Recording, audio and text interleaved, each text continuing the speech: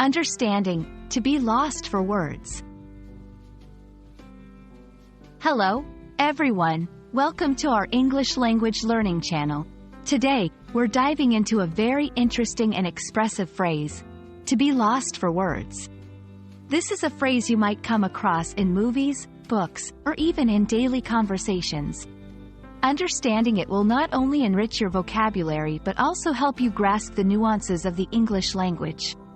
So, let's get started and explore what this phrase truly means. When someone says they are lost for words, they're expressing a very specific feeling. It means they are so surprised, shocked, or overwhelmed by something that they find it hard to speak or to find the right words to respond. This phrase vividly describes a moment of speechlessness, where emotions or surprise take over, and words just don't seem to come out. It's a powerful way to convey that what you've experienced or heard has had a profound effect on you.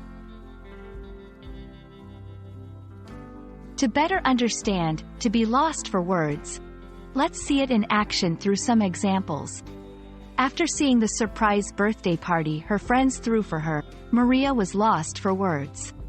When he won the award, he stood on stage, lost for words, as the audience applauded. Hearing the news of her scholarship, she was lost for words, filled with joy and disbelief. These examples showcase different scenarios where people find themselves unable to express their feelings immediately due to overwhelming emotions. Using to be lost for words in your conversations or writing can add depth to your expression. Here are some tips. Use it to express strong emotional responses. Whether it's shock, happiness, or gratitude, this phrase is perfect for moments that leave you speechless. Combine it with descriptive details to paint a vivid picture of your experience or reaction.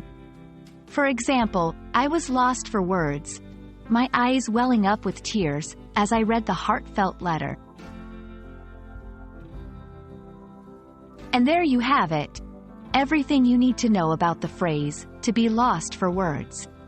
We hope this explanation helps you understand and use this phrase with confidence in your English conversations and writings. Remember, being able to express a wide range of emotions vividly is a beautiful part of learning a new language. Keep practicing, and don't hesitate to reach out in the comments if you have any questions or need further examples. Thank you for watching, and see you in our next video.